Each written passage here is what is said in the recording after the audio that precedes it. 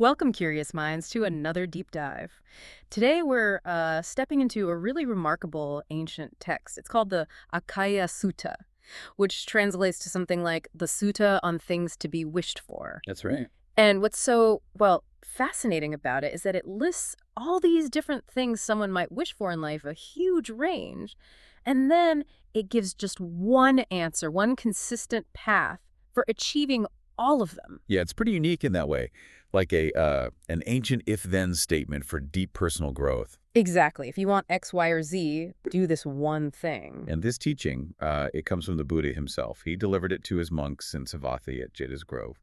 It really lays out a core principle for practice, what you need to do first to get certain results, from the everyday stuff to the, frankly, extraordinary. Okay, so that's our mission then. Let's unpack these wishes. What are they? And more importantly, what is the single path that supposedly unlocks everything? It really challenges how we normally think, doesn't it? That different goals need different methods. Mm-hmm. The core message is incredibly simple, almost deceptively so. If you want these outcomes, master this one practice first. Which of course makes you ask, what is this practice? How could one thing hold the key to so much? Let's dive right in then. What's the prerequisite? Okay, so the sutta presents it right away. It's the foundation for everything that follows. The Buddha tells the monks to, and I'm quoting loosely here, dwell complete in virtue, complete in the patimokkha. The patimokkha. That's the monastic code, right? The rules. That's the monastic code of conduct. So, restrained by the patimokkha's restraint, accomplished in conduct and resort, seeing danger in the slightest faults, undertaking and training in the training rules. It's a deep commitment to ethical living, basically. Purity in action and speech. And what's really striking, you said, is that this exact instruction. Yes, it's repeated verbatim after every single wish listed in the sutta. Wow. So it's not just a step. It's presented as the step, the only one needed for all these different outcomes. Precisely. It points to this incredibly powerful, unifying foundation. Is there more to it than just following rules, though? Oh, absolutely. The text often abbreviates it, but the full meaning implies more. It's being complete in virtue, yes, but also dedicated to inner mental tranquility, not rejecting meditation, endowed with insight, and a frequenter of secluded dwellings. So see, it expands. It's not just external conduct. It's deep internal cultivation, mind training, insight, the whole package. Okay, so that's the foundation. Now, what about the wishes themselves? Where does it start? It starts, interestingly, with social harmony and support within the community. The very first wish is, well, pretty relatable, to be beloved, pleasing, respected, and esteemed by fellow practitioners. Just, getting along well and being valued. Makes sense. Start with the immediate circle. What's next? Then it gets practical. Aspiration 2 is about receiving the necessities of life for a monk, to be a worthy and regular recipient of material support. Specifically, things like robes, alms, food, lodging, and medicine when sick. Basic needs. Okay, so being respected, getting your needs met. Right. What else in this area? Well, it flips it around too. Aspiration 3 is about the giver. It's wishing for those who provide support to receive great fruit and benefit from their generosity because of one's worthiness. So your own virtue actually enhances the merit for those who support you? That's quite a responsibility. It is. It shows it's not just about taking. It's about being someone whose life makes generosity truly impactful for others. And there's one more in this group? Yes. Number 4 extends this even further. It's a wish for deceased relatives and kinsfolk who remember them with serene hearts to also receive great fruit and benefit. Wow. So your virtuous life can even benefit your ancestors. That's the implication. It shows this really holistic view. Your practice has ripples affecting your community, those who support you, even those who've passed on. It's about the broader impact of living well. Okay, so from community and support, where does the sutta go next? It turns inward, sharply inward. Quotes inner strength, resilience. Okay. Aspiration 5 is the wish to be able to endure discontent and contentment. And crucially, for discontent not to overpower them. So handling the ups and downs without being overwhelmed by the downs. Emotional balance. Exactly. And right alongside it, Aspiration 6, to be able to endure fear and terror, and for fear and terror not to overpower them. Facing difficult emotions head on. Right. It highlights this need for inner stability, for emotional mastery. The text suggests the real issue isn't feeling fear or discontent, but letting it control you. And this mastery, again, comes from that same foundation. That's what the sutta claims. That virtue, that discipline, directly cultivates this inner fortitude. It makes you think, how much trouble comes not from events, but our reaction. It really does. Okay, inner strength. What's after that? We move into deeper meditative territory, states of profound concentration. The jhanas. Precisely. Aspiration 7 is the wish to effortlessly attain the 4 jhanas. These are described as states of deep meditative absorption, bringing pleasant abiding in this very life. Effortlessly attain. That's a strong claim. It is. And it suggests these aren't just for the special few, but accessible through that consistent practice. And is there more in meditation? Yes. Aspiration 8 goes even deeper, to experience the peaceful liberations, the vimokkha's, which are beyond form. These are the formless attainments. Experiencing them by direct bodily experience, the text says. So very profound states of absorption, often seen as vital stepping stones to deeper insight. And again, the sutta says these just become available. They become naturally available, is the implication, through that same foundational practice of virtue and mental cultivation, not as some separate mystical quest. Okay, so we've covered community, inner strength, deep meditation. Yeah. Where does this path ultimately lead? What about liberation? Exactly. The next set of aspirations lays out the classic path to enlightenment in this tradition, step by step. Right. Aspiration 9 is the wish to become a stream enterer, or sotapanna. This is a big step. What defines a stream enterer? Someone who's gained a first glimpse of nibbana. They're certain to reach enlightenment eventually, and they've broken the first 3 fetters, the mental chains binding us to suffering.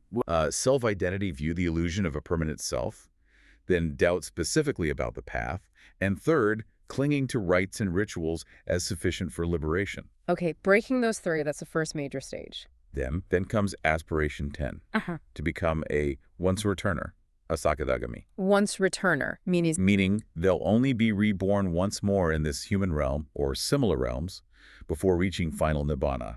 They've broken the first 3 fetters, same as the stream enterer, but they've also significantly weakened or attenuated greed, hatred, and delusion. So progress on the core defilements. Right. And the next stage, aspiration 11, is to become a non-returner, an agami. Never coming back here. Correct. They've completely destroyed the 5 lower fetters. That's the first 3. Plus sensual desire and ill will, gone completely. The idea is they are reborn spontaneously in higher, pure realms and attain final nibbana there, never returning to this world of coarser suffering. So it's a very clear progression. Stream enterer, once returner, non-returner. Yes, a very defined path.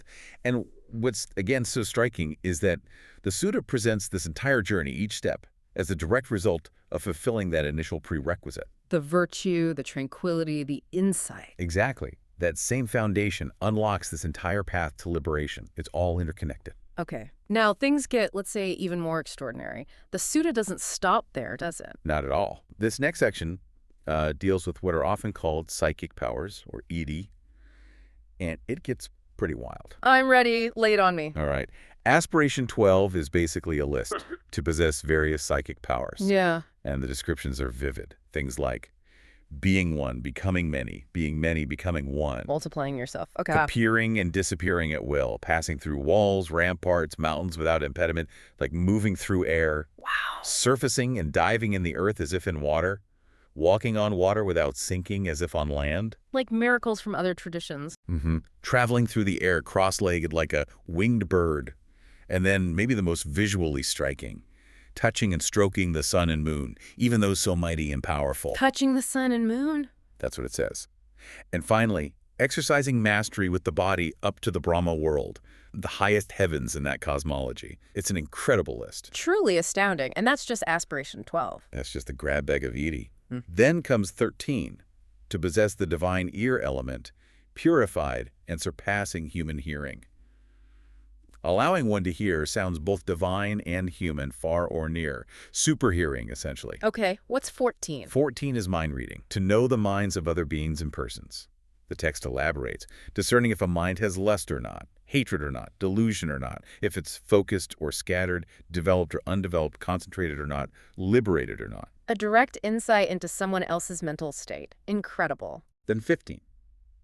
To recall various past lives, not just 1 or 2, but recalling 1, 2, 3, hundreds of thousands of births with details like name, clan, appearance, food, experiences, lifespan, where you were reborn next, even cycles of the universe contracting and expanding. A vast cosmic memory. Exactly.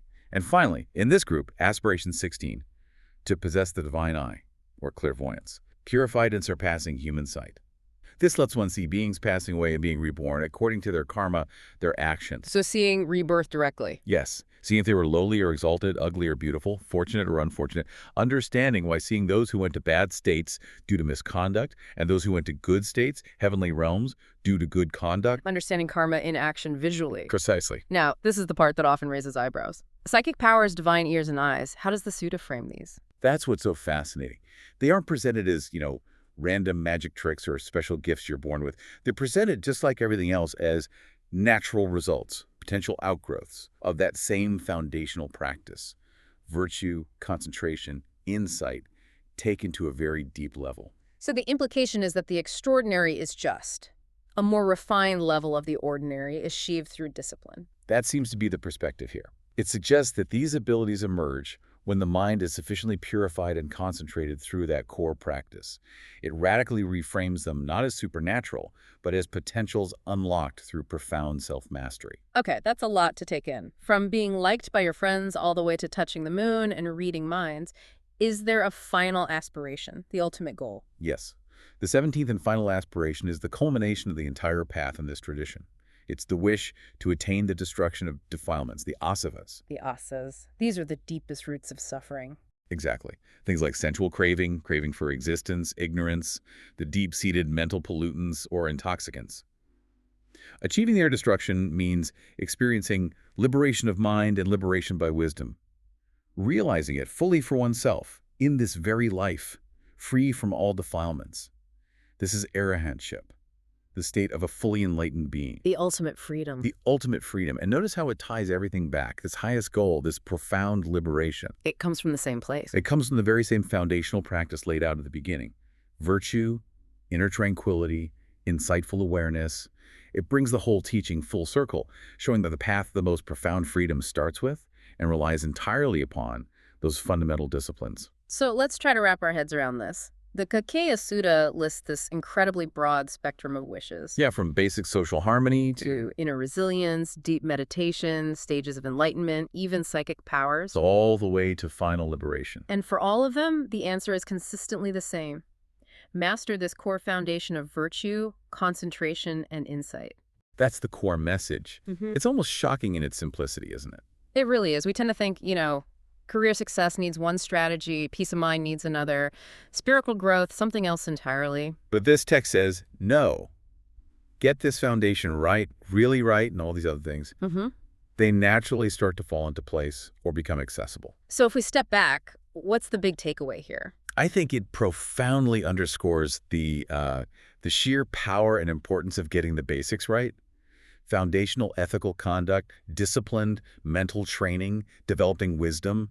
The sutta implies that real power, real well-being, whether worldly or spiritual, doesn't come from chasing external things or hoping for luck. It comes from building this incredibly strong, stable inner framework. Like building a skyscraper, you need that deep, solid foundation first. Exactly. You build that robust, unshakable internal structure, and then whatever else you aspire to rests securely on top of it. It definitely makes you reflect on your own goals, doesn't it? Even though the sutta's context is monastic, that core principle feels universal. That what you consistently do internally, how you cultivate your mind and actions, that directly shapes what becomes possible for you. Puts the locus of control firmly back inside. Yeah. It suggests our actions and our inner work are the real keys, not just wishful thinking. Which lead to a final thought, perhaps. In our world today, we're often looking for quick fixes, right? External validation, instant results for everything. Definitely. So what might we gain? What could shift for us if we took this ancient wisdom seriously? If we really shifted our primary focus towards, say, perfecting our own inner virtue, cultivating a genuinely tranquil and insightful mind, and trusted that maybe, just maybe, many of the other things we wish for might naturally begin to follow from that.